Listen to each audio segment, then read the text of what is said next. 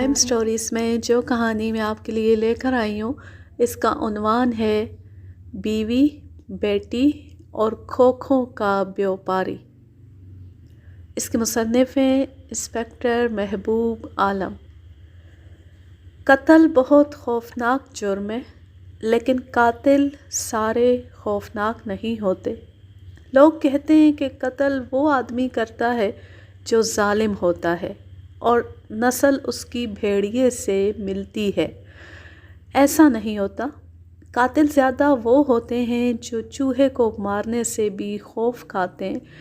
ایسا انسان جب کسی کو قتل کر دیتا ہے تو اسے یقین نہیں آتا کہ یہ خون اس کے ہاتھ سے ہوا ہے۔ اس واسطے کہ کوئی کسی کو جان سے مارتا ہے یا اپنی جان لیتا ہے تو اس وقت اس کا دماغ اپنے قابو میں نہیں ہوتا۔ سیانے کہتے ہیں کہ یہ ذرا سی دیر کا پاگل پن ہوتا ہے جس میں کوئی شخص قتل یا خودکشی کرتا ہے۔ اس کے ساتھ ہی وہ اپنی عقل میں واپس آ جاتا ہے۔ اگر وہ خود نہیں مرا اور کسی دوسرے کو مار دیا ہے تو آپ نہیں سمجھ سکتے کہ اس کے اندر کتنی زور کا بھونچال آتا ہے۔ تھانے دار لوگ سمجھ جاتے ہیں اور وہ اسے حوصلہ اور دلاسا دے کر اقبال جرم کرا لیتے ہیں۔ آپ اس آدمی کو بہت دلیر کہتے ہیں جو کسی کو قتل کر کے آلہ قتل سمیت تھانے چلا جاتا ہے اور جرم کا اقبال خود ہی کر لیتا ہے۔ وجہ اس کی دلیری نہیں، خوف ہوتا ہے۔ وہ اپنے خوفناک جرم کو اپنے اندر دبا نہیں سکتا اور اسے سکون ملتا ہے جب اپنا جرم تھانے دار کے آگے اگل دیتا ہے۔ میں آپ کو نہیں سمجھا سکتا کہ وجہ اس کی کیا ہے کہ انسان قتل کرنے کے واسطے نہیں پیدا ہوا، پھر بھی انسان قتل کر دیتا ہے۔ میں نے بہت سارا علم حاصل نہیں کیا، اس واسطے میں کوئی وجہ نہیں بتا سکتا۔ آپ کو ایک کہانی سناتا ہوں، آپ کی اپنی عقل سمجھ کام کرے تو وجہ معلوم کر لیں۔ جنگ عظیم دوم کا زمانہ تھا۔ جنگ انگریزوں کے خلاف تھی اور انگریزوں کی بادشاہی بہت سارے ملکوں میں تھی۔ ہندوستان بھی انگریزوں کا تھا۔ سپلائی کی ٹھیکیداری کا کام اتنا زیادہ ہو گیا کہ چھوٹے چھوٹے دکاندار یا ہوشیار لوگ جو استادی جانتے تھے ٹھیکیدار بن گئے۔ انگریزوں پر بہت بڑی مصیبت پڑ گئی تھی، اس واسطے ان کا دھیان ادھر نہیں آیا کہ ٹھیکیداریوں اور سپلائی میں رشوت چل رہی ہے اور سامان اتنا سپلائی نہیں ہوتا جتنا بل بنتا ہے۔ آپ ایسا سمجھ لیں کہ انگریزوں کی حکومت بہت کنجوس تھی، مگر اس کے خزانوں کے منہ کھل گئے۔ پھر کیا ہوا؟ کل جو دکاندار تھے وہ ملٹری کانٹریکٹر اینڈ سپلائر بن گئے۔ ان ٹھیکوں میں ایک ٹھیکہ لکڑی کے کھوکھے بنانے اور فوج کو سپلائی کرنے کا تھا۔ کھوکھے پتلی لکڑی کے یا پلائی ووڈ کے بنتے تھے، ان میں گولہ بارود اور دوسرا سامان بھر کر محاذوں پر بھیجا جاتا تھا۔ میں اس وقت ہندوستان کے ایک شہر کے ایک تھانے کا انچارج تھا۔ اس شہر کا نام نہیں بتاؤں گا اس واسطے کہ وہاں کے مسلمان اس واردات والے خاندان پاکستان میں آ گئے ہوں گے، اسی واسطے میں ان لوگوں کے نام بھی غلط لکھوں گا، نہیں تو یہ لوگ اپنی بے عزتی سمجھیں گے۔ میں کسی کی بے عزتی نہیں کرنا چاہتا، اس واسطے کہ میری ان کے ساتھ کوئی دشمنی نہیں ہے۔ کھوکھوں کا ایک مسلمان ٹھیکیدار جس کا نام شیخ نثار احمد سمجھ لیں لاپتہ ہو گیا۔ پہلے تو مجھے اعتبار نہیں آیا کہ وہ لاپتہ ہوا ہے۔ بے اعتباری کس واسطے ہوئی میرے بیان سے ظاہر ہو جائے گی۔ شام کو سورج اندر باہر تھا، ایک جوان جوڑا تھانے میں آیا۔ دولہا دلہن معلوم ہوتے تھے۔ لڑکی کی عمر 24-25 سال ہوگی، بہت خوبصورت اور قد بت دل کو اچھا لگتا تھا۔ لباس قیمتی اور شوخ رنگ کا، سرخی پاؤڈر اور کاجل خوب لگا ہوا۔ اس کے ساتھ 28 سال کے لگ بھگ عمر کا آدمی تھا، رنگ گورا، جسم جواں مردوں والا، ناک نقشہ بہت اچھا اور لباس بھی اچھا۔ دونوں امیر خاندان کے لگتے تھے اور مجھے پورا یقین تھا کہ دولہا دلہن ہے، مگر دلہن نے بات شروع کی تو میرا خیال غلط ہو گیا۔ میرے میاں کل صبح گھر سے نکلے تھے، آج دوسرے دن کی شام ہو گئی ہے، واپس نہیں آئے۔ میں ان کی گمشدگی کی رپورٹ دینے آئی ہوں۔ اپنے ساتھ والے آدمی کا اس نے یہ تعارف کرایا، یہ ہمارے مینیجر ہیں جمشید صاحب، انہیں ساتھ لے آئی ہوں۔ مجھے پولیس کی بابت کچھ بھی معلوم نہیں، میں چاہتی ہوں کہ ان کی تلاش میں سستی نہ ہو، یہ آپ کی ڈیوٹی ہے، لیکن میں مالی خدمت آپ کی ضرور کروں گی۔ اگر میں خاموشی سے سنتا رہتا تو شاید وہ چپ نہ کرتی۔ وہ جس طریقے سے باتیں کرتی تھی اس سے میں نے اندازہ لگایا کہ پیسہ دماغ میں چڑھا ہوا ہے، اس کے خاندان کو روپیہ پیسہ اب کہیں سے ملا ہے۔ وہ شو بازی کر رہی تھی۔ اس نے مالی خدمت کا نام لیا تو میں نے اس کی زبان روک دی اور اسے کہا کہ وہ پہلے مجھے کام کی باتیں بتائے، مالی خدمت کی باتیں اس کے بعد کریں گے۔ اس سے میں نے اس کے خاوند کی بابت جو کچھ معلوم کیا وہ یہ تھا کہ اس کا نام شیخ نثار احمد تھا، وہ لکڑی کے کھوکھے اور کچھ اور سامان گورنمنٹ کو سپلائی کرتا تھا۔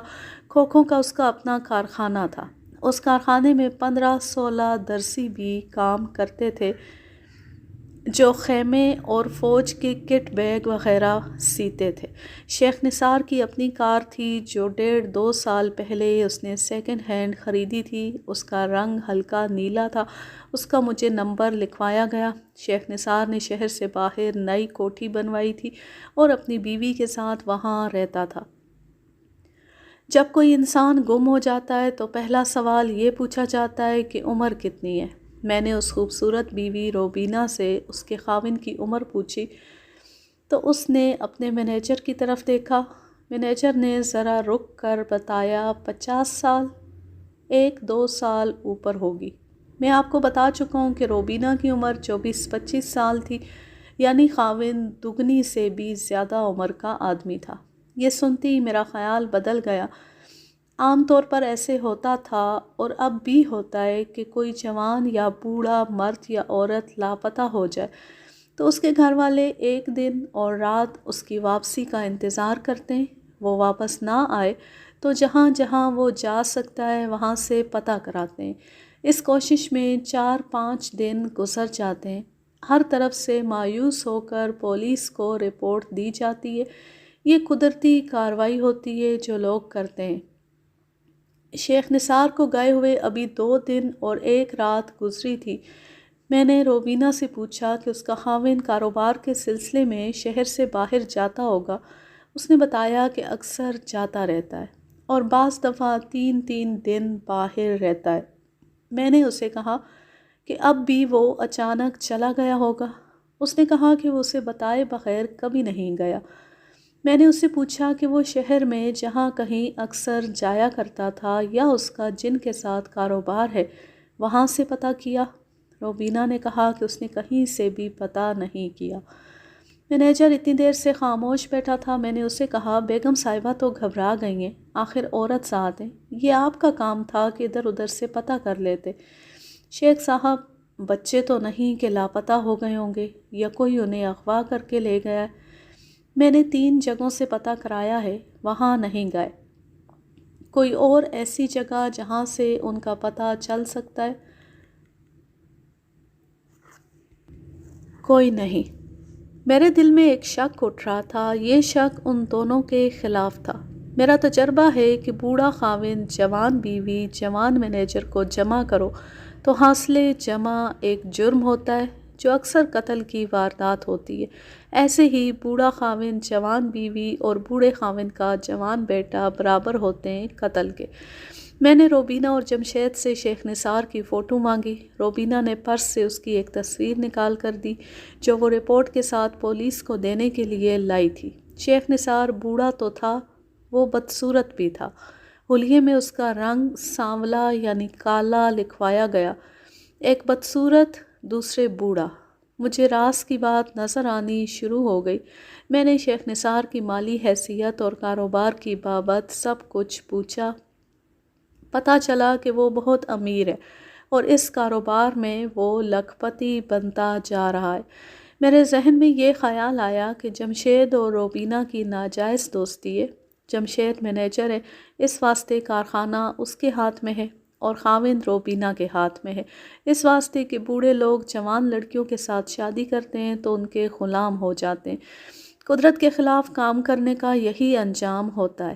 اسی خیال کو دماغ میں گھما پھرا کر میں نے اپنا حساب کتاب اس طرح جوڑا کہ ان دونوں نے بوڑھے کو کہیں کنارے لگا دیا ہے، اور یہ ثابت کرنے کے واسطے کہ انہیں کچھ پتہ نہیں کہ ان کے شیخ صاحب بتائے بغیر کہاں چلے گئے ہیں، تھانے میں اس کی گمشدگی کی رپورٹ دینے آ گئے ہیں۔ اب کاروبار ان کا اپنا ہے۔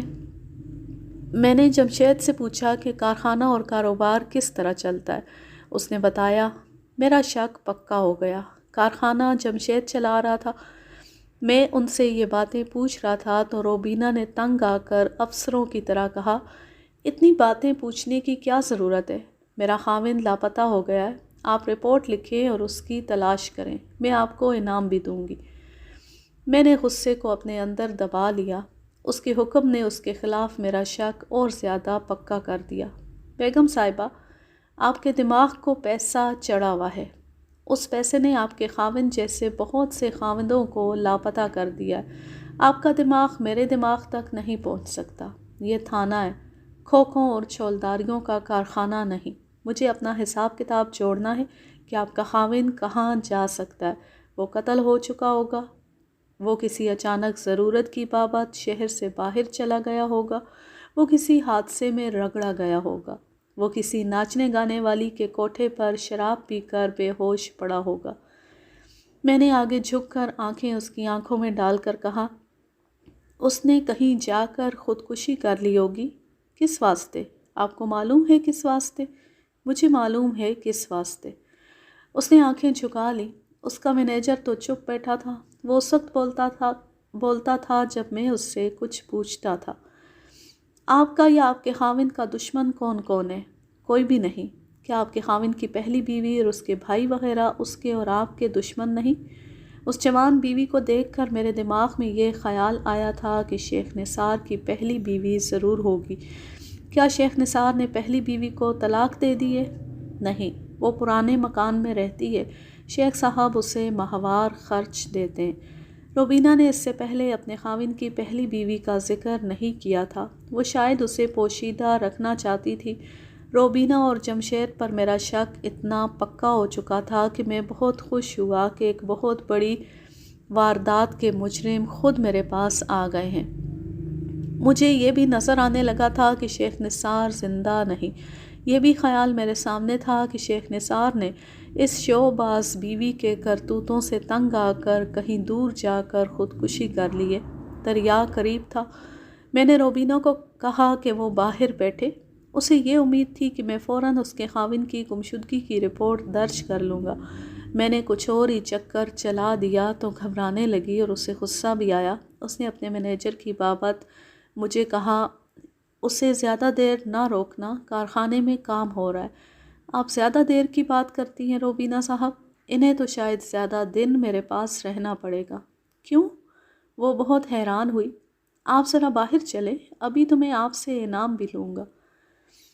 میں آپ کو اس زمانے کی ایک خاص بات بتاتا چلوں۔ مسلمانوں کے پاس جب دولت آتی ہے تو وہ مسجدوں اور یتیم خانوں کو چندہ دیتے ہیں اور اپنی عمر کو بھول کر جوان لڑکی کے ساتھ شادی کر لیتے ہیں۔ میں نے آپ کو بتایا ہے کہ جنگ عظیم میں ٹھیکیداروں نے ٹھیکیداروں کے گھر دولت سے بھر دیے تھے۔ اس طرح کے بہت سارے واقعات ہوئے کہ نودولتیے بوڑھوں نے نقد پیسہ لڑکیوں کے والدین کو دے کر جوان لڑکیوں کے ساتھ شادیاں رچا لیں اور پرانی بیویوں کو چھٹی دے دی۔ جوان بیویوں نے جو کارنامے کیے وہ اس طرح تھے کہ درپردہ دوستیاں پیدا کر لیں۔ بعض نے بوڑھے خاوندوں سے جائیدادیں اپنے نام لکھوا کر انہیں لاپتہ کر دیا، بعض بوڑھوں نے خودکشی کر لی، بعض نے اپنی جوان بیویوں کو قتل کر دیا، اور جو جوان بیویاں بوڑھے خاوندوں کے ساتھ آباد رہیں ان کے خاوندوں نے اپنی آنکھوں پر پٹی باندھے رکھی۔ شیخ نثار کا کیس بھی مجھے ایسا ہی دکھائی دے رہا تھا۔ مجھے یہ معلوم کرنا تھا کہ اس نے خودکشی کی ہے یا روبینہ اور جمشید کے ہاتھوں قتل ہو گیا ہے۔ جمشید بھائی، روبینہ باہر چلی گئی تو میں نے جمشید سے پوچھا، جو بات تم کل پرسوں بتاؤ گے وہ ابھی بتا دو۔ تم ان لوگوں کے ملازم ہو، اپنی زندگی برباد نہ کرو۔ اس نے انکار کیا تو میں نے ذرا ڈرایا۔ اس نے پھر انکار کیا تو میں نے پوچھا، تم مجھے اتنا بدھو سمجھتے ہو کہ مجھے یہ بھی معلوم نہیں کہ روبینہ کے ساتھ تمہارے تعلقات کس قسم کے ہیں؟ تم ایک تھانے دار کو بیوقوف نہیں بنا سکو گے۔ مجھے یہ بتاؤ کہ تمہارے اور روبینہ کے تعلقات کی بات شیخ نثار کو پتہ تھی؟ نہیں۔ اس نے آہستہ سے سر ہلایا کہ شیخ نثار کو نہیں معلوم تھا۔ لیکن آپ اس سے یہ شک نہ کریں کہ میں نے شیخ صاحب کو غائب کر دیا۔ وہ واقعی لاپتہ ہوئے ہیں۔ میں آپ کو ساری بات بتاتا ہوں کہ انہیں بیگم صاحبہ نے کیوں لاپتہ سمجھا ہے۔ اس کی زبانی یہ قصہ اس طرح بنا کہ شیخ نثار نے کار کے لیے ڈرائیور رکھا ہوا تھا، وہی اسے کارخانے لے جاتا اور واپس لاتا تھا۔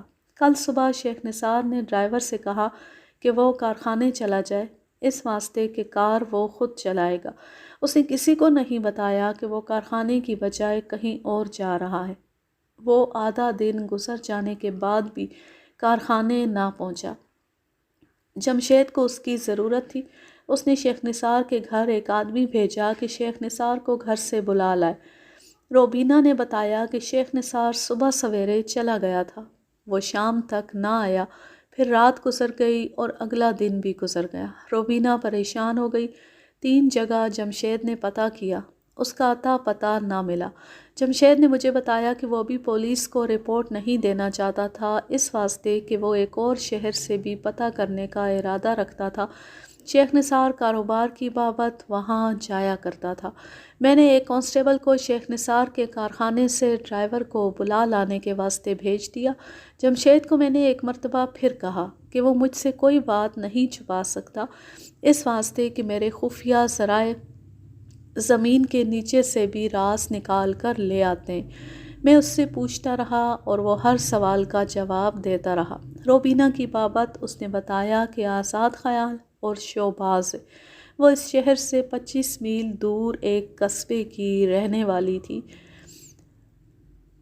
سن 1940 میں شیخ نثار کی فوجی ٹھیکیداری چل پڑی۔ وہ معمولی سا دکاندار تھا۔ اس نے روبینہ کے باپ کو 30,000 روپیہ نقد دیا۔ نئی کوٹھی روبینہ کے نام پر بنوانی شروع کی۔ پہلی بیوی کو پرانے مکان میں رہنے دیا۔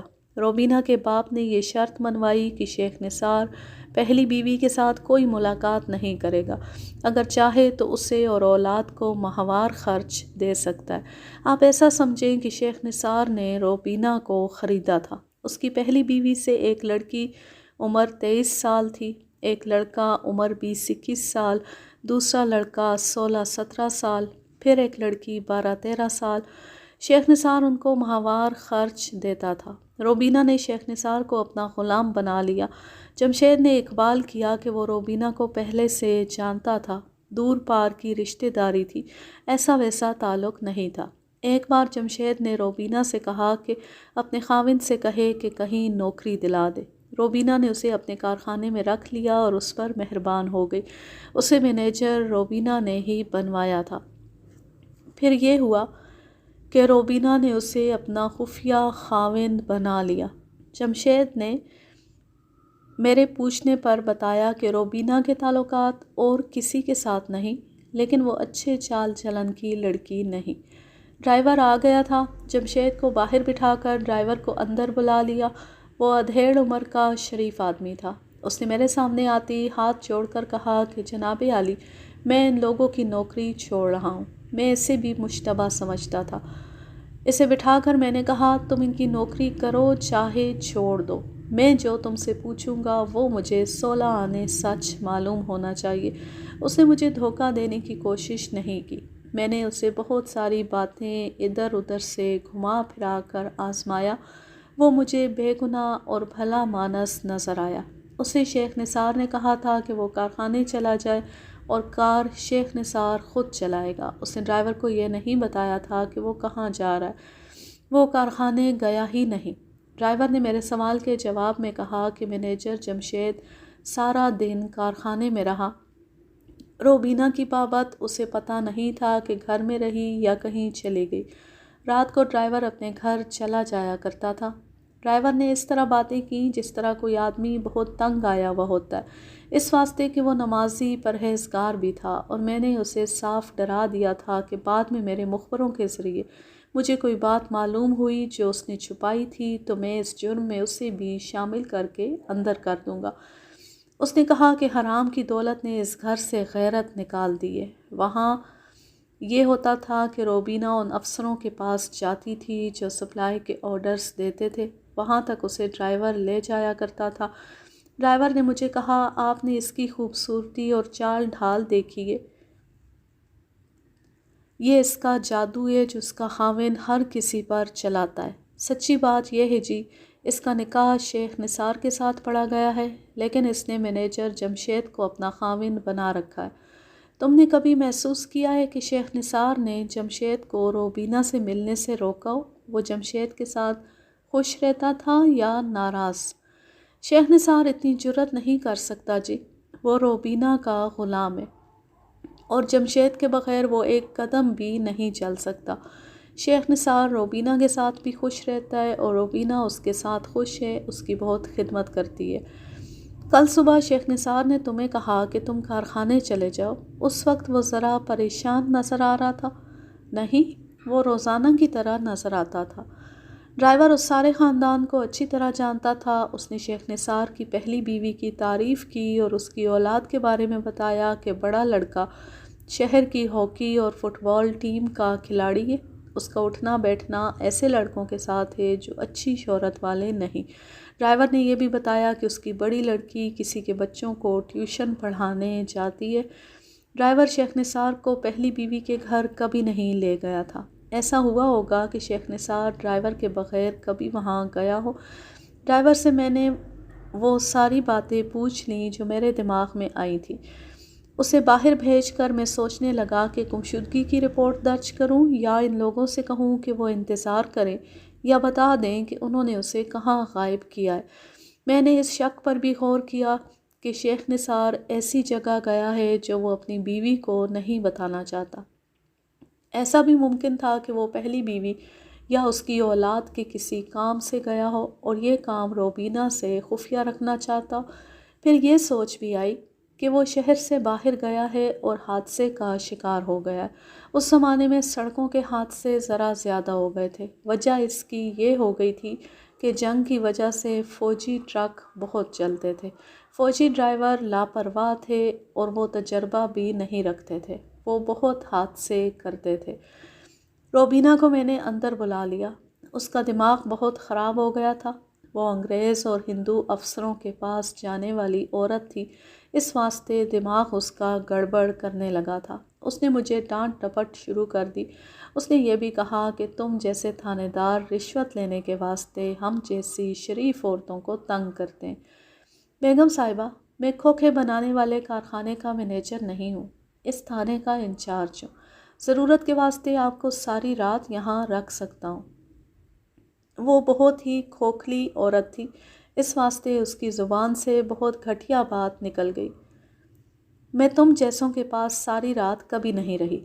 اس نے ایک اور ایسی بات کہہ دی کہ مجھے اپنا چپڑاسی یا ڈرائیور سمجھ لیا۔ میں نے بڑے آرام سے اسے کہا، 30,000 پر بکی ہوئی اور ٹھیکے لینے کے واسطے استعمال ہونے والی عورت پر ایک تھانے دار اعتبار نہیں کر سکتا۔ میں تمہارے فائدے کی بات کر رہا تھا۔ میں تمہیں خبردار کر دیتا ہوں کہ تمہارے خاوند کی گمشدگی کی رپورٹ میں نے لکھ لی تو تم بھی گرفتار ہو سکتی ہو اور تمہارا مینیجر بھی۔ تم پولیس سے کیا چھپا سکتی ہو؟ تمہاری کوئی حرکت کسی کی نظروں سے پوشیدہ نہیں۔ میں ایسے ہی بکتا جھکتا رہا اور وہ ہاتھ پاؤں چھوڑ کر میرے سامنے بیٹھ گئی اور اس کا چہرہ ایسا ہو گیا جیسے رونے پر آ جائے گی۔ میں نے اسے کہا، تم نے مجھ سے بعض ضروری باتیں چھپائی ہیں۔ ابھی تو میں نے تمہارے مینیجر اور ڈرائیور سے باتیں پوچھی ہیں۔ میں ہر اس جگہ سے تمہاری رپورٹ لوں گا جہاں تم جاتی ہو۔ وہ تڑپنے لگی اور پھر رونے لگی۔ میں نے اس سے پوچھا کہ وہ خود ہی بتا دے کہ شیخ نثار زندہ یا مردہ کہاں ہے۔ اس پر وہ بہت تڑپی، اس کی ساری کلف اتر گئی تھی۔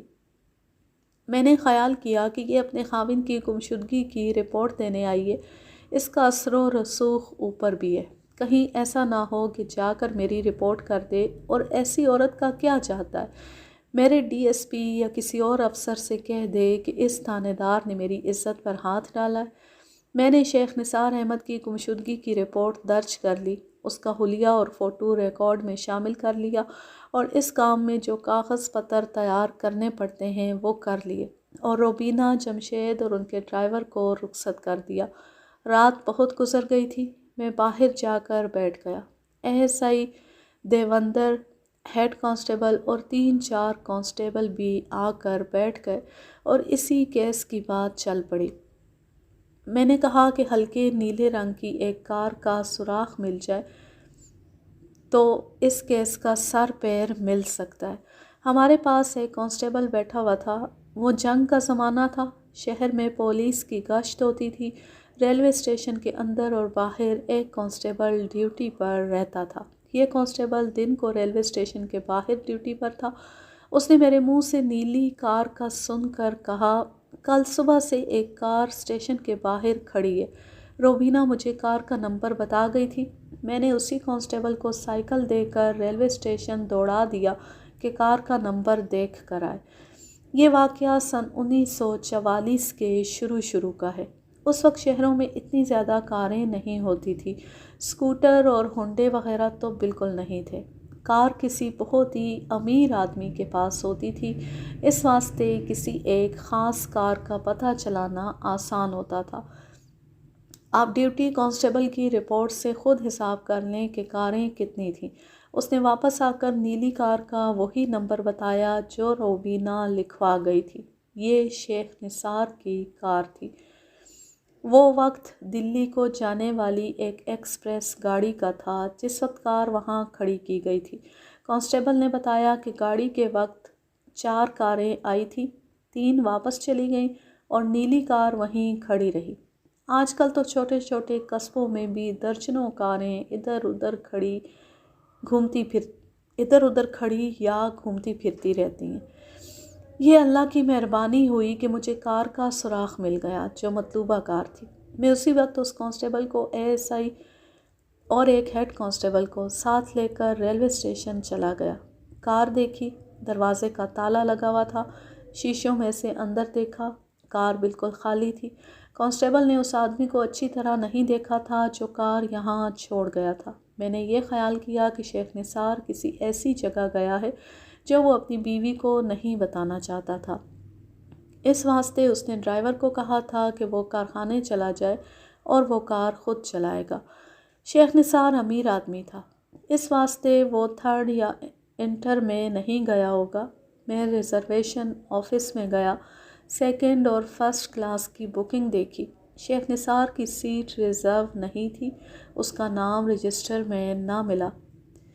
آپ نے دیکھا ہوگا کہ جب کار، ٹیکسی، رکشہ اور تانگا ریلوے اسٹیشن کے باہر سواریاں اتارنے کے لیے رکتا ہے تو کلی سامان اٹھانے کے لیے دوڑتے ہوئے آ جاتے ہیں۔ میں کار کے قریب آ کر کھڑا ہو گیا۔ رات کو بھی 2 گاڑیاں گزرتی تھیں، اس واسطے کلی باہر موجود تھے۔ میں نے ایس آئی اور ہیڈ کانسٹیبل سے کہا کہ باہر جو کلی موجود ہیں ان سے پوچھو کہ اس کار والے کو کسی نے دیکھا ہوگا۔ آدھے گھنٹے بعد 2 کلی مل گئے۔ انہوں نے بتایا کہ یہ کار آ کر رکی تو وہ دونوں سامان اٹھانے کے لیے کار کے پاس گئے۔ کار میں صرف ایک آدمی تھا۔ اس نے کہا کہ سامان نہیں ہے۔ کلی ذرا پرے ہٹ گئے۔ اس شخص نے کار کے شیشے اوپر کیے اور دروازے میں چابی لگا کر اسٹیشن کے اندر جانے کے بجائے شہر کی طرف چلا گیا۔ میں شیخ نثار کا فوٹو اپنے ساتھ لے آیا تھا۔ وہ کلیوں کو دکھایا تو دونوں نے اسے بہت غور سے دیکھا، پھر دونوں سوچ میں پڑ گئے۔ آپس میں صلاح مشورہ کر کے انہوں نے کہا کہ یہ شخص کار نہیں لایا تھا، اس کا چہرہ اتنا پھولا ہوا نہیں تھا۔ میں نے یہ کارروائی کی کہ ایک کانسٹیبل مقرر کر دیا کہ وہ بغیر وردی یعنی پرائیویٹ کپڑوں میں اسٹیشن کے باہر کار سے دور دور موجود رہے اور جو کوئی کار لے جانے لگے اسے روک لے اور اسے تھانے میں لے آئے۔ روکنے کے لیے باوردی کانسٹیبل ڈیوٹی پر موجود ہوتا تھا۔ میں نے روبینہ اور جمشید کو کار سے بے خبر رکھا۔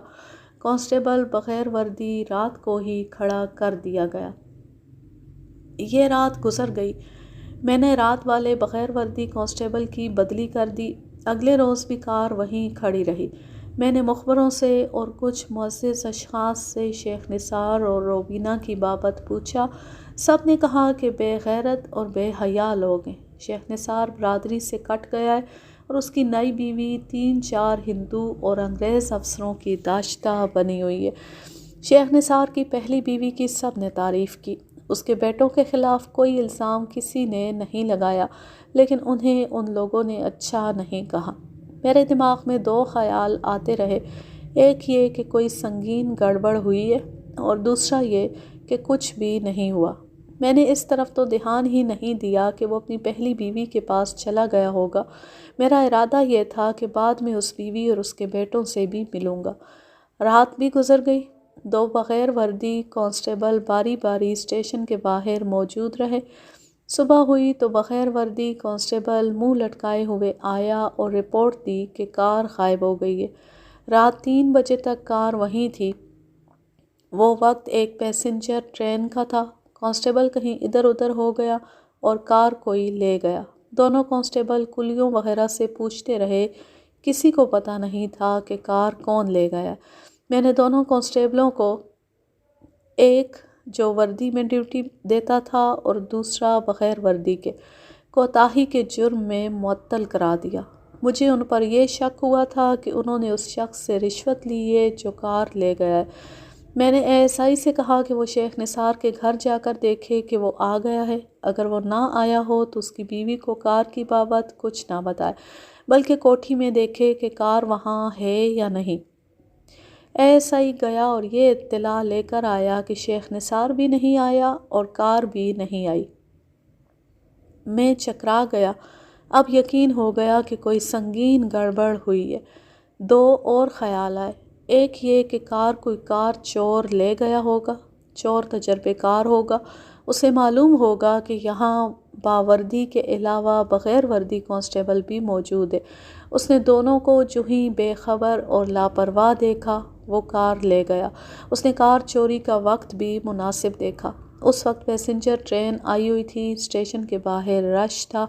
دوسرا خیال یہ آیا کہ شیخ نثار کار خود ہی لے گیا ہے اور اس واسطے وہ روپوش ہے کہ اس نے ٹھیکے اور سپلائی میں کسی افسر کے ساتھ مل کر گورنمنٹ کو دھوکہ دیا ہوگا جو کسی نے پکڑ لیا ہوگا۔ میں انہی چکروں میں پڑا سوچ رہا تھا۔ 2-2.5 گھنٹے گزر گئے تھے۔ 2 آدمی اطلاع دینے آئے کہ دریا میں ایک کار پڑی ہے، پانی میں سے پوری چھت نظر آ رہی ہے۔ کسی نے کار کو باہر نکالنے کی کوشش نہیں کی، نہ کسی ماہی گیر یا ملاح نے پانی میں اتر کر دیکھا کہ کار کے اندر کیا ہے۔ اگر کچھ ہوا بھی تو لاشیں ہی ہوں گی۔ کار کی چھت کا رنگ نیلا ہے۔ دریا شہر سے 1 میل کے لگ بھگ فاصلے پر تھا اور جہاں کار پڑی تھی وہ جگہ 3 میل سے زیادہ دور نہیں تھی۔ وہ علاقہ میرے تھانے میں نہیں تھا۔ میں نے اس علاقے کے تھانے کو اطلاع دی اور خود بھی وہاں چلا گیا۔ اس علاقے کا تھانے دار بھی پہنچ گیا۔ ہم دونوں تھانے داروں نے سب سے پہلے ٹائروں کے نشان دیکھے۔ کار سڑک سے اتر کر کچے میں آئی۔ آگے دریا کی ریت تھی، وہاں ذرا ڈھلان تھی۔ 3-4 آدمیوں کے پاؤں کے نشان تھے۔ انہوں نے کار کو دھکا دیا۔ ان کا شاید یہ خیال تھا کہ کار دریا میں ڈوب جائے گی، لیکن وہاں پانی اتنا گہرا نہیں تھا۔ کار اتنے پانی میں جا کر رک گئی جہاں اس کی چھت پانی سے باہر رہی۔ ہم نے ملاحوں اور تماشائیوں کو اکٹھا کیا، رسے منگوائے۔ 2 ملاحوں نے پانی میں جا کر کار کے پچھلے بمپر کے ساتھ رسے باندھے۔ وہاں کم از کم 40 آدمی اکٹھے ہو گئے تھے۔ اتنے سارے آدمیوں نے زور لگایا تو کار باہر آ گئی۔ اس کے شیشے اترے ہوئے تھے، دروازے مقفل نہیں تھے۔ کار پانی سے بھری ہوئی تھی۔ پانی سے باہر آتی اس میں سے پانی نکلنے لگا۔ دروازے کھولے تو پانی فوراً نکل گیا۔ پچھلی سیٹ پر ایک لاش پڑی تھی، اس کی ٹانگیں دوہری تھیں، اس واسطے کہ لاش سیٹ پر آ جائے۔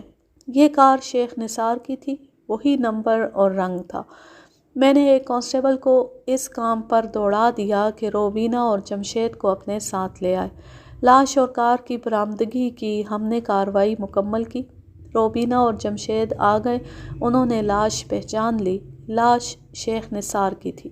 روبینہ نے رونا چیخنا شروع کر دیا اور اس نے کہا کہ اس کے خاوند کو اس کے بیٹوں نے قتل کیا ہے اور ان کی ماں نے قتل کرایا ہے۔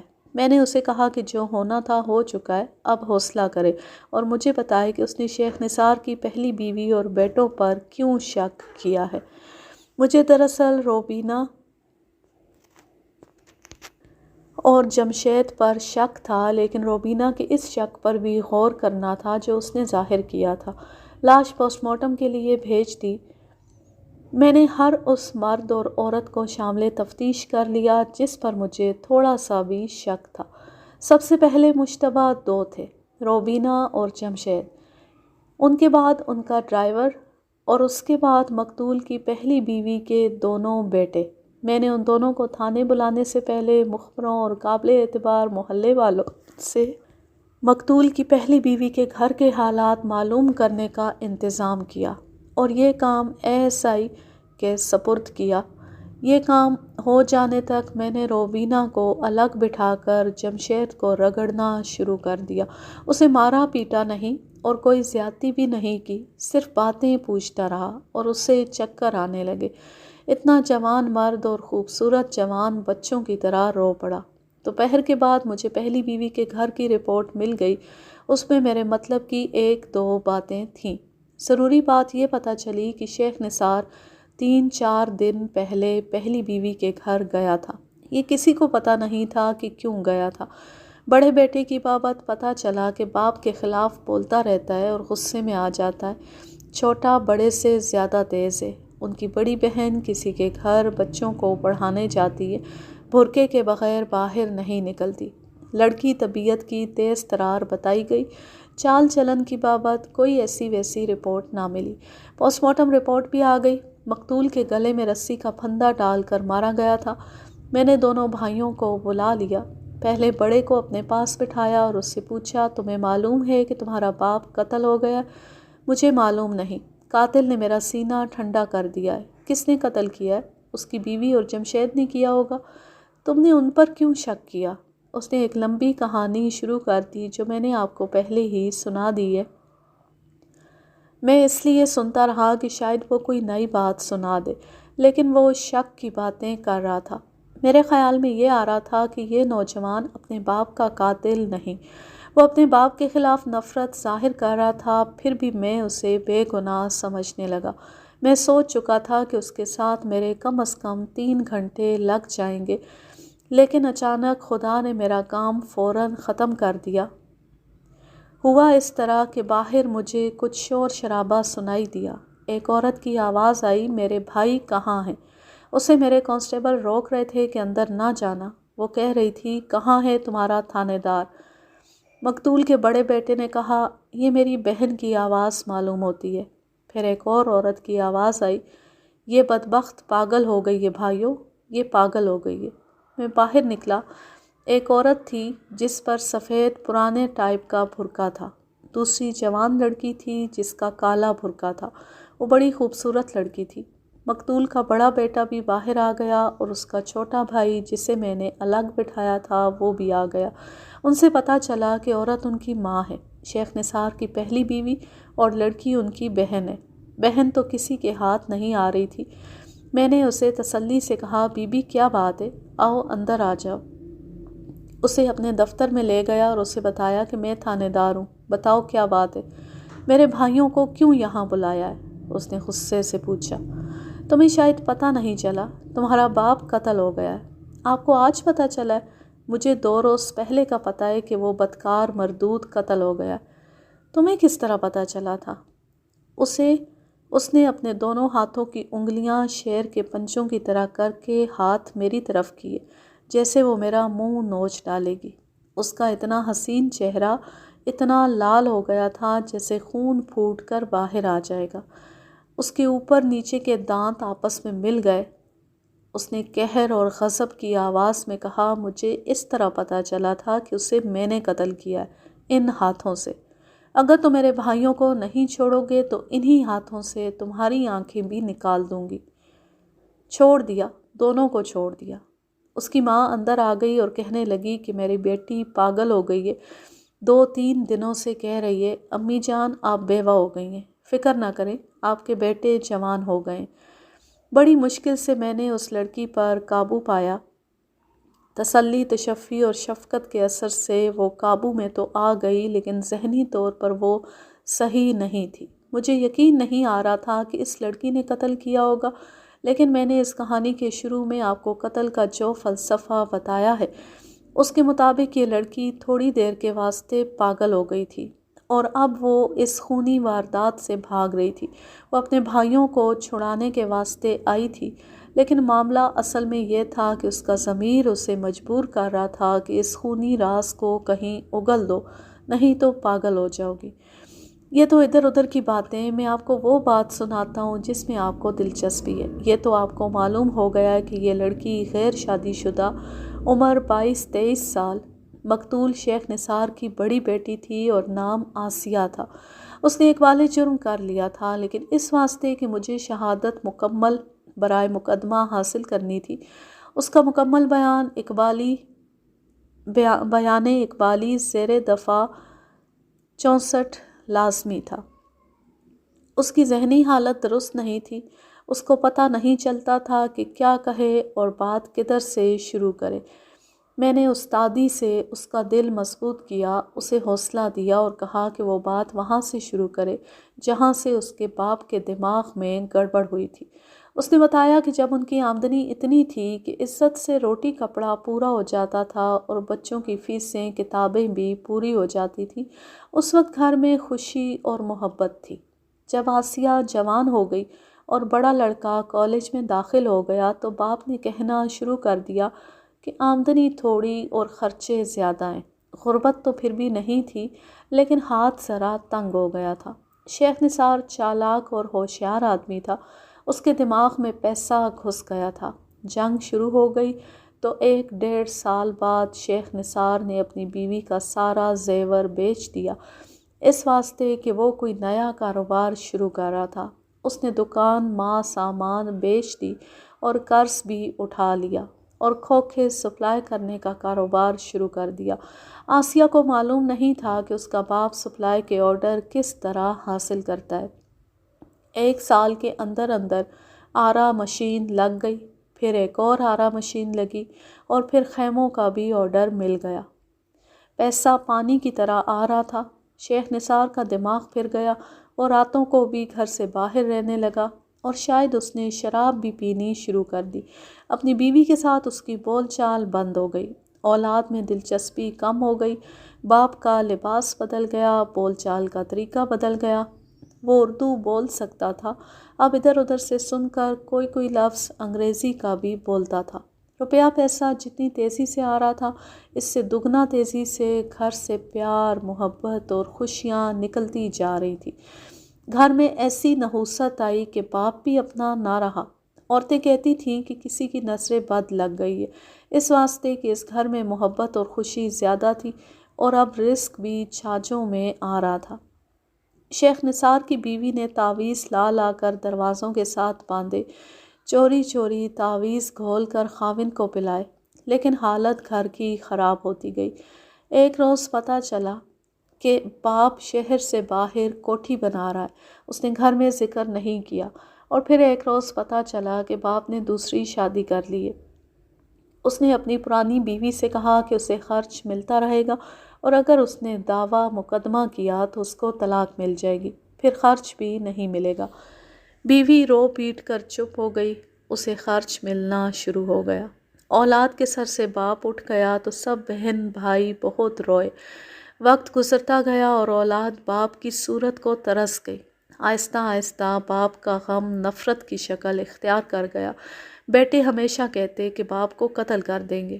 آسیہ اور اس کی چھوٹی بہن باپ کو یاد بھی کرتی تھیں اور اسے برا بھلا بھی کہتی تھی۔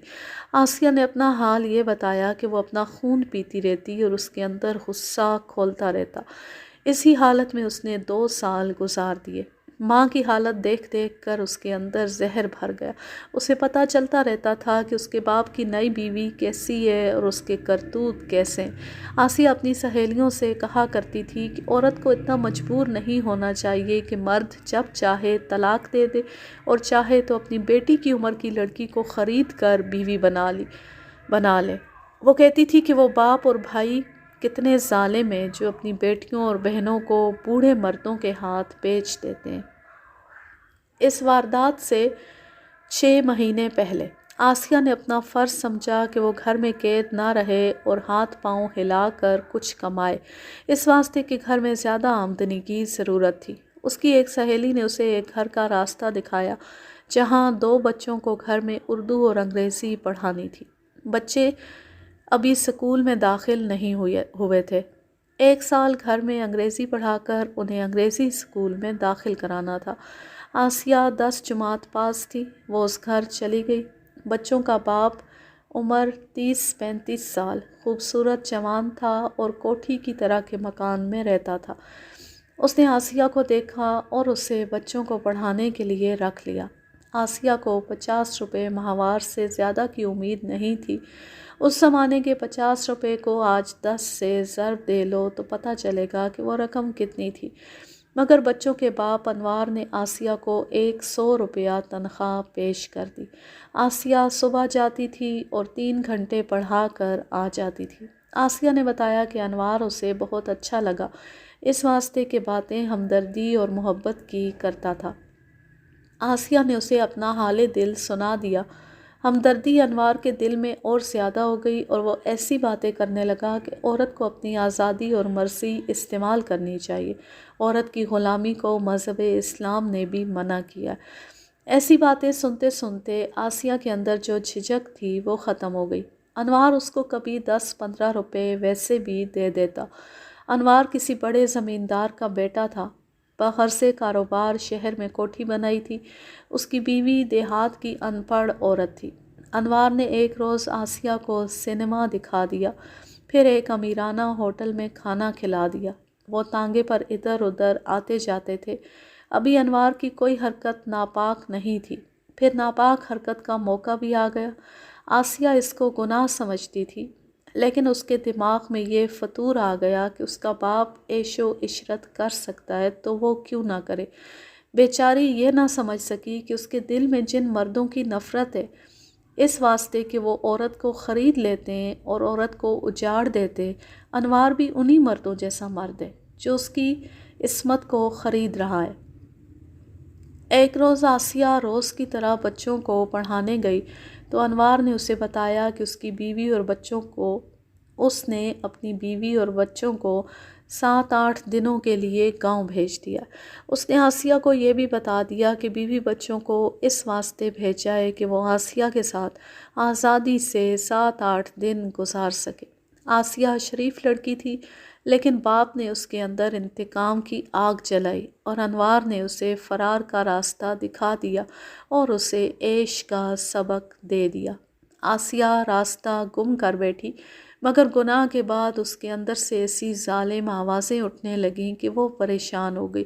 وہ عصمت کے موتی اس طرح گندگی میں نہیں پھینکنا چاہتی تھی۔ اس کے دماغ میں ایسا برا خیال کبھی آیا ہی نہیں تھا، مگر انوار کا جادو کام کر گیا۔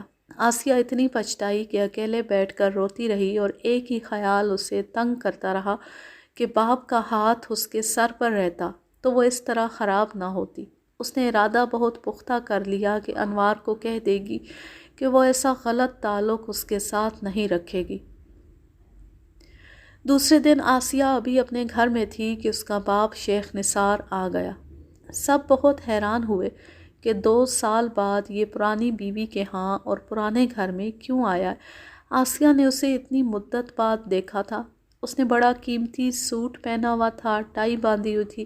اس نے صحن میں کھڑے ہو کر آسیہ کو بلایا اور اسے کہا، مجھے بہت دنوں سے لوگ بتا رہے ہیں کہ تم کسی آدمی کے ساتھ سینما جاتی ہو، تمہیں اس کے ساتھ ہوٹل میں بھی دیکھا گیا ہے اور تم اس کے ساتھ دریا پر بھی گئی ہو۔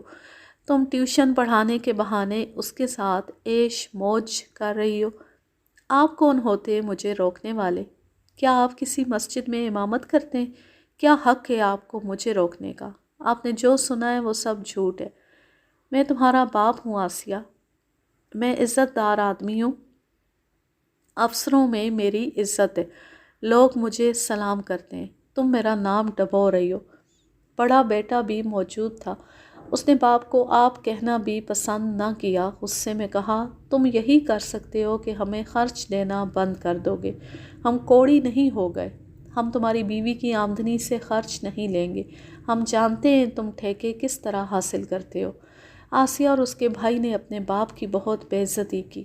باپ نے آسیہ سے کہا اگر اب تم وہاں ٹیوشن پڑھانے گئی تو وہیں جا کر تمہاری ٹانگیں توڑ دوں گا، تم میری بیٹی ہو، میں قانون کی روح سے بھی تمہیں روک سکتا ہوں، تو پھر کل وہاں آ جانا، یہاں تمہارا حکم نہیں چلے گا، میں کل 8 بجے اسی گھر میں ہوں گی۔ شیخ نثار غصے سے پھنکارتا ہوا چلا گیا، اس کی بیوی خاموشی سے دیکھتی رہی اور اس کے آنسو بہتے رہے۔ آسیہ نے اپنے بیان میں کہا کہ اسے تھوڑا سا بھی شک نہیں ہوا تھا کہ اس کا باپ انوار کے گھر پہنچ جائے گا، لیکن اس کے باپ کے دن پورے ہو چکے تھے۔ اگلی صبح آسیہ روز کے وقت سے آدھا گھنٹہ پہلے انوار کے گھر پہنچ گئی۔ انوار گھر میں اکیلا تھا، اس نے آسیہ کو بازوؤں میں لے لیا اور بالکل اسی وقت کوٹھی کے سامنے ایک کار رکی۔ انوار باہر گیا، آسیہ کمرے میں کھڑی رہی، اسے اپنے باپ کی آواز سنائی دی، میری بیٹی آسیہ یہاں ہے؟ انوار نے جواب دیا کہ یہیں ہے۔ وہ دونوں اندر آ گئے۔ باپ کو دیکھ کر آسیہ کو آگ لگ گئی۔ انوار نے شیخ نثار کو کرسی پر بٹھایا۔ شیخ نثار نے کل کی طرح آسیہ کو برا بھلا کہنا شروع کر دیا۔ آسیہ نے بھی کل کی طرح اس کی بے عزتی کی۔ انوار شیخ نثار کو ٹھنڈا کرنے کی کوشش کرتا رہا لیکن وہ گرم ہوتا چلا گیا۔ جب کوئی واقعہ یا حادثہ ہونا ہوتا ہے تو سارے حالات اپنے آپ اکٹھے ہو جاتے ہیں۔ آسیہ نے بیان دیا کہ جس صوفے پر اس کا باپ بیٹھا ہوا تھا اس کے پیچھے فرش پر بجلی کی تار کا گز بھر کا ٹکڑا جو ٹیبل لیمپ کے ساتھ ہوتی ہے فرش پر پڑا تھا۔ بجلی والے کسی کام کے واسطے آئے تھے، کام کر کے تار کا یہ ٹکڑا پھینک گئے تھے۔ آسیہ اور انوار کو شیخ نثار نے آخر میں کہا کہ تم دونوں بدکار ہو۔ آسیہ پاگل ہو گئی، وہ آہستہ آہستہ کچھ بولتی ہوئی باپ کے پیچھے گئی اور تار کا ٹکڑا اٹھا کر بہت تیزی سے باپ کی گردن پر لپیٹ دیا، اور اس میں غصے اور پاگل پن نے اتنی طاقت پیدا کر دی کہ پھندا تنگ کر کے اس نے بہت زور سے تار کو دونوں طرف سے کھینچا۔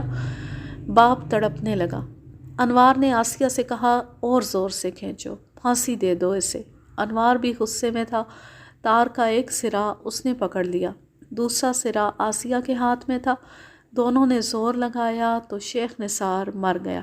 آسیہ نے مجھے بتایا کہ انوار نے اس کو ایک انگریزی پکچر دکھائی تھی، اس میں ایک آدمی کو اس کی بیوی اسی طرح قتل کرتی ہے۔ جب شیخ نثار مر گیا تو دونوں قاتل گھبرا گئے کہ لاش کو کہاں پھینکے۔ آسیہ نے انوار سے کہا کہ میں نے اپنی عصمت تمہاری محبت اور مہربانی پر قربان کر دی ہے، اب تم قربانی دو اور لاش کو گم کرو۔ انوار نے ذرا سوچا اور لاش سٹور میں رکھ آیا۔ دونوں پیشہ ور قاتل نہیں تھے، قتل کر کے ان کے دماغ خراب ہو گئے۔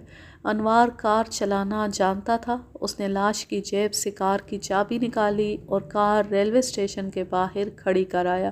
اس نے آسیہ کو گھر بھیج دیا۔ گھر جا کر آسیہ نے ماں کو کہنا شروع کر دیا کہ امی آپ بیوہ ہو گئی ہیں۔ وہ خون ہضم نہیں کر سکتی تھی، رات کو خواب میں بھی کچھ نہ کچھ بولتی رہتی۔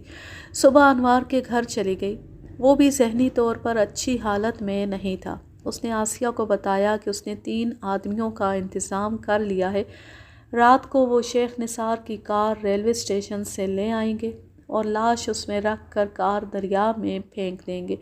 آسیہ کو یہ تسلی ہو گئی کہ لاش غائب ہو جائے گی، لیکن خون اس کے دماغ پر ایسا چڑھا کہ اس کے بھائیوں اور ماں نے مجھے بیان دیا کہ واہی تباہی بولتی تھی اور پتہ نہیں چلتا تھا کہ اسے کیا ہو گیا ہے۔ آسیہ اس صبح بھی انوار کے گھر گئی جس صبح مجھے اطلاع ملی کہ دریا میں ایک کار پڑی ہوئی ہے۔ ہم کار نکلوا رہے تھے اور انوار آسیہ کو بتا رہا تھا کہ اب قتل کا کوئی سراغ نہیں رہا۔ اس نے آسیہ کو بتایا کہ صبح کی اذان سے ذرا پہلے وہ ریلوے اسٹیشن گیا اور کار لے آیا۔ کرائے کے آدمیوں نے لاش کو کار کی پچھلی سیٹ پر ڈالا۔ لاش اکڑ گئی تھی، اس واسطے بہت مشکل سے ٹانگیں دوہری کی گئیں اور کار دریا میں پھینک آئے۔ آسیہ کو معلوم نہیں تھا کہ وہ آدمی کون تھے۔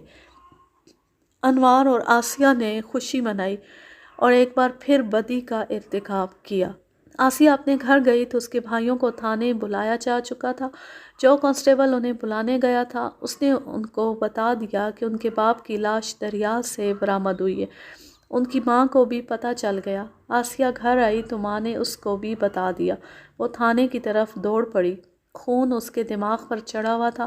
وہ برداشت نہ کر سکی کہ اس کے بھائیوں کو تھانے میں رکھا جائے۔ اس نے بھائیوں کو بچانے کے لیے اقبال جرم کر لیا۔ اسے میں نے حوالات میں بند کر دیا۔ اگر میرے اختیار میں ہوتا تو میں اسے سر آنکھوں پر بٹھا کر گھر چھوڑ آتا، لیکن میں قانون کے ہاتھوں مجبور تھا۔ انوار کو گرفتار کرنے گئے تو اس کی کوٹھی کو تالا لگا ہوا تھا۔ آسیہ نے اس کے گاؤں کا نام بتا دیا۔ وہاں چھاپا مارا۔ بڑا امیر خاندان تھا، اس واسطے ان لوگوں نے بہت سی رشوت میرے آگے رکھی۔ میں انوار کو گرفتار کر کے لے آیا، اس کی کوٹھی کی تلاشی لی، اسے کہا کہ وہ اقبال جرم کر لے، لیکن اس نے انکار کر دیا۔ اسے حوالات میں رکھا۔ حوالات کا دوسرا کمرہ عورتوں کے لیے تھا، اس میں آسیہ بند تھی۔ اس کا بیان اقبالی مجسٹریٹ کے پاس ریکارڈ کرانا تھا۔ مجھے معلوم نہیں ہو سکا کہ ایسا کس طرح ہو گیا کہ آسیہ نے مجسٹریٹ کے سامنے جا کر کہہ دیا کہ تھانے دار نے مجھ پر بہت زیادتی کر کے بیان دینے پر مجبور کیا ہے۔ میں نے کوئی جرم نہیں کیا۔ میرا خیال ہے کہ انوار نے میرے کسی کانسٹیبل کو رشوت باہر سے دلا کر آسیہ کو پیغام دے دیا تھا کہ اقبالی بیان نہ دینا۔ ان 3 آدمیوں کا کوئی سراغ نہ ملا جنہوں نے کار دریا میں پھینکی تھی۔ آسیہ مجھے ہر ایک بات بتا چکی تھی کہ اس نے انوار کے ساتھ مل کر یہ جرم کس طرح کیا ہے۔ میں نے شہادتیں اس کے مطابق اکٹھی کر لی۔ خانے جو خالی تھے وہ ادھر ادھر سے پر کر لیے۔ مجرموں کو سزا دلانے کے واسطے تھانے داروں کو خالی خانے کسی نہ کسی طرح پورے کرنے پڑتے ہیں۔ سچی بات یہ ہے کہ میں اس میں خوش نہیں تھا کہ آسیہ کو سزا ملے، لیکن مجھے اپنی نوکری کا بھی خیال تھا۔ انوار نے اپنے لیے اور آسیہ کے لیے ایک ہی وکیل کیا۔ میں اس کو جانتا تھا۔ لالا چرن داس قتل کے کیسوں کا بہت قابل وکیل تھا۔ میں اس وکیل کو چوری چوری اس کے گھر جا کر ملا اور اسے بتایا کہ میں نے سارا کیس آسیہ کے اقبالی بیان پر تیار کیا ہے، جس سے وہ اب منحرف ہے۔ آپ اس کو انتہائی سزا سے اس طرح بچا سکتے ہیں کہ اس سے پورا اقبالی بیان کورٹ کے سامنے دلا دیں۔ شاید سیشن جج جو کہ انگریز تھا اس پر رحم کر جائے، ورنہ اسے عمر قید ملے گی۔ وکیل میری نیت سمجھ گیا۔ اس نے میرا تیار کیا ہوا کیس دیکھا تو میری بات مان گیا۔ انوار اقبال کرتا نہ کرتا وہ نہیں بچ سکتا تھا۔ میرا کیس زیادہ مضبوط تھا اور سرکاری وکیل ایک اینگلو انڈین لالا چرن داس جیسا قابل اور محنتی آدمی تھا۔ لالا چرن داس وکیل صفائی نے انوار کو بچانے کی پوری کوشش کی، لیکن اس نے کورٹ میں یہ اعلان کر کے سب کو حیران کر دیا کہ ملزم نمبر 2 مسماتہ آسیہ اقبالی بیان دینا چاہتی ہے۔ چرن داس نے آسیہ اور انوار کو منوا لیا تھا کہ آسیہ اقبالی بیان دے دے۔ انوار سمجھ گیا تھا کہ وہ نہیں بچ سکتا۔ میں آج بھی انوار کی تعریف کرتا ہوں کہ اس نے آسیہ کو بچانے کے واسطے اسے کہا کہ وہ اقبالی بیان دے دے۔ آسیہ کا بیان لالا چرن داس نے بہت قابلیت سے دلوایا۔ کورٹ میں بیان وکیل اپنے سوالوں کے ذریعے اور اپنی ہدایات دے کر دلوایا کرتے ہیں۔ سیشن جج نے انوار کو سزائے عمر قید سنا دی اور آسیہ کو صرف 5 سال سزائے قید دی۔ اس نے بہت لمبا فیصلہ لکھا تھا جس میں یہ الفاظ تحریر کیے جو انگریزی میں میرے پاس محفوظ ہیں، میں ان کا ترجمہ پیش کرتا ہوں۔ ملزمہ مسماتہ آسیہ کا رد عمل بد کردار اور ظالم ہندوستانی سوسائٹی کے اثرات کا نتیجہ ہے۔ اس کے باپ نے اس سے دست بردار ہو کر اسے انوار جیسے بے اصول اور بد اخلاق آدمی کے رحم و کرم پر چھوڑ دیا۔ ملزم نمبر 1 مسمی انوار نے محبت اور ہمدردی کے دھوکے میں اس کی عصمت دری اس کی مرضی سے کی۔ مسماتہ آسیہ قتل نہ کرتی تو خودکشی کر لیتی۔ بڑی آسانی سے ثابت کیا جا سکتا تھا کہ ملزمہ قتل سے پہلے اور قتل کے وقت پاگل پن کی کیفیت میں تھی اور مقتول کی طرف سے فوری اشتعال نے اسے قاتلہ بنایا، مگر اس کورٹ کے سامنے ایسی کوئی شہادت پیش نہیں کی گئی۔ اس کے باوجود کافی شہادت موجود ہے جو ملزمہ کو تعزیرات ہند کی دفعہ 302 کی انتہائی سزا سے بچا سکتی ہے۔ اسے 5 سال سزائے قید بامشقت دی جاتی۔ اپیل ہوئی تو ہائی کورٹ نے انوار کی سزا بحال رکھی اور آسیہ کی سزا 1 سال اور کم کر دی۔ یوں یہ زبردست کہانی اپنے اختتام کو پہنچی۔ اب میں لیتی ہوں آپ سے اجازت۔ جہاں رہیں خوش رہیں، شاد و آباد رہیں، ہنستے مسکراتے رہیں۔ اور اگر یہ کہانی یا میرا انداز پسند آئے تو اس چینل کو سبسکرائب کر لیں اور بیل آئیکن کو ضرور پریس کریں تاکہ آنے والی ہر نئی ویڈیو کی نوٹیفیکیشن آپ کو بر وقت ملتی رہے۔ اللہ حافظ، اللہ نگہبان۔